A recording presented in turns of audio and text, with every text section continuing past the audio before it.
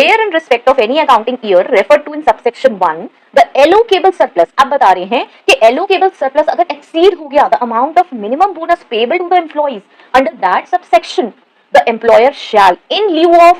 such minimum bonus, अब क्या हो गया, allocable surplus जो है वो exceed हो गया amount of minimum bonus payable, हमें जितना बोनस देना था उससे exceed हो गया, तो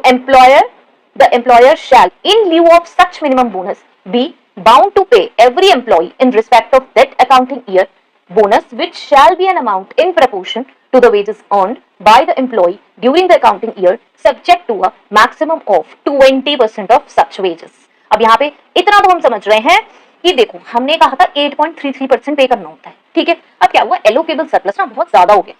बहुत ज्यादा हमारे पास है, जितना हमें बोनस के लिए पे करना था उससे कहीं ज्यादा एलोकेबल सरप्लस है, तो हम ज्यादा ही पे करेंगे,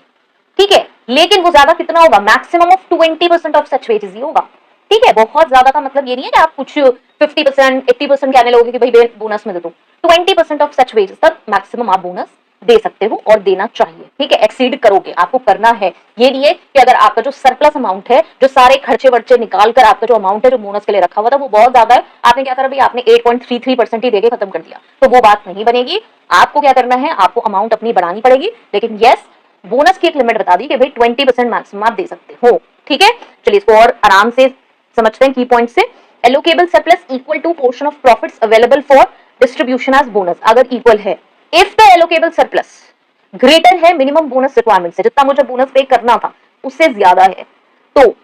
जैसे मुझे बोनस पे करना था, चलो एग्जांपल लेते हैं 5000, अब मेरे पास जो सरप्लस है ना, जो मैंने सब कुछ घटा दिया बोनस के लिए, जो मेरा सरप्लस कैलकुलेट हुआ था उसे हम कैलकुलेट करेंगे, अलग से बताएंगे वो कैसे कैलकुलेट करना है। वो जो सरप्लस था, वो जो प्रॉफिट था ना,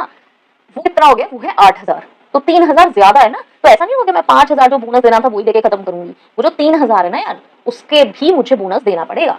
मुझे बोनस बढ़ाना पड़ेगा अपना, यहाँ पे ये बात हो रही है। तो employer must pay bonus proportionate to each employees annual wages, तो ऑब्वियसली वो जो उनकी एनुअल वेजेस है उसी के प्रोपोर्शनेट में बढ़ेगा, but the bonus can not exceed 20% of those annual wages, ठीक है। 20% एनुअल वेजेस से ज्यादा नहीं होना चाहिए।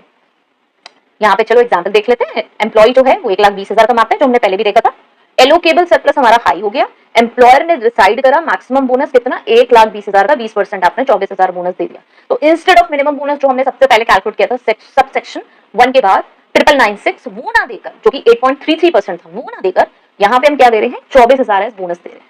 ठीक है। तो employee gets 24,000 as bonus, right.